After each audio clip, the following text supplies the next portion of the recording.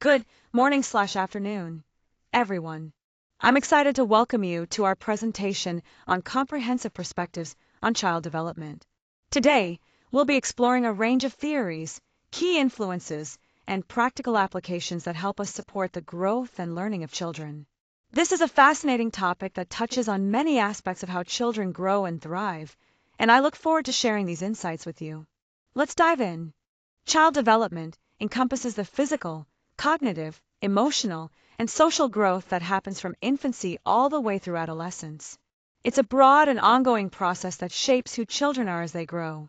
For educators and parents, understanding this development is essential. It guides how we teach, how we support children emotionally, and how we respond to their mental health needs. By being knowledgeable about child development, we can more easily recognize important milestones along the way. This helps not only in celebrating key achievements, but also in spotting any delays or challenges early on. Ultimately, the goal is to promote the best possible well-being and learning outcomes, ensuring every child has the support they need to thrive. When we look at historical perspectives in child development, several key figures come to mind. First, Sigmund Freud made a significant impact with his psychoanalytic theory, which emphasized how unconscious drives and early childhood experiences shape personality and behavior. Then there's Jean Piaget, who revolutionized our understanding by identifying distinct stages of cognitive development, showing how children actively learn and explore the world around them. Lev Vygotsky brought another vital dimension by focusing on the social and cultural context, introducing important concepts like scaffolding, where adults support learning, and the zone of proximal development, which describes the gap between what a child can do alone and with help. Together, these pioneers lay the foundational frameworks that still guide research and practice in child psychology and education today. Freud's psychodynamic theory focuses on how personality develops through a series of childhood stages, each tied to different conflicts and behaviors. These stages are oral, anal, phallic, latency, and genital. For example, during the anal stage, a child's experiences with control and independence play a big role in shaping their personality later on. Building on this, Erik Erikson introduced the psychosocial stages, which highlights social and emotional challenges we face throughout our entire life. These include key moments like developing trust versus mistrust as infants, and later, the struggle with identity versus role confusion during adolescence. Both theories help us understand how early experiences influence who we become. Now, let's explore the stages of cognitive development. The first stage is the sensor-motor stage, which occurs from birth to about 2 years old. During this time, infants learn primarily through their senses and motor actions, like touching and looking, as they begin to understand the world around them. Next is the preoperational stage, from ages 2 to 7. Here, children start developing language and can use symbols to represent objects, but their thinking is still very egocentric. They struggle to see things from others' perspectives. Moving on, the concrete operational stage takes place between 7 and 11 years. At this point, children start thinking logically about concrete events and grasp important concepts like conservation, the understanding that quantity doesn't change even when its appearance does. Finally, from around 12 years and up, we have the formal operational stage. Adolescents develop the ability to think abstractly and engage in hypothetical reasoning, which allows for more sophisticated problem-solving and planning. Each stage marks a significant shift in how children understand and interact with the world. Vygotsky's sociocultural theory highlights the crucial role that social interaction and culture play in shaping how we learn and develop. A central concept here is the zone of proximal development, or ZPD, which refers to the space between what a child can do on their own and what they can achieve with some guidance from others.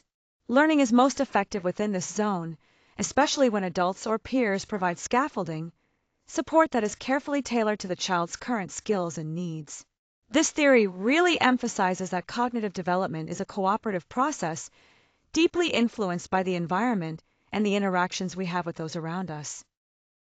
Now, let's talk about two important theories that explain how people learn from their environment and experiences. First, Skinner's operant conditioning is all about how the consequences of our actions shape our behavior. When a behavior is followed by positive reinforcement, like a reward, it becomes more likely to happen again. On the other hand, if a behavior is followed by punishment, it tends to decrease. Then we have Bandura's social learning theory, which adds a layer of complexity to this idea. Bandura emphasizes that children learn not just from direct consequences, but also by watching others. Through modeling and imitation, they observe behaviors, and cognitive factors like attention and motivation play a big role in whether they adopt those behaviors. When we combine these theories, we get a fuller picture of learning, both the environment's direct influence through reinforcement or punishment, and the social context where observation and internal thought processes guide behavior development. This helps us understand how learning is shaped by both experience and interaction. Here we have Bronfenbrenner's ecological systems theory, which helps us understand how different environmental layers influence a child's development. Starting with the microsystem, this involves the child's immediate surroundings, like their family, school, and close friends, where direct interactions occur. Next is the mesosystem, which refers to the connections between these microsystems, such as the relationship between a child's parents and their teachers. Moving outward, the exosystem includes external environments that indirectly impact the child, like a parent's workplace or community services. Then we have the macrosystem, encompassing broader cultural values, laws, and customs that shape the overall context in which the child lives. Finally, the chronosystem considers the dimension of time. It looks at how life events and transitions, such as moving to a new city or parental divorce, affect development over time. Together, these systems illustrate the complex and interactive influences on a child's growth.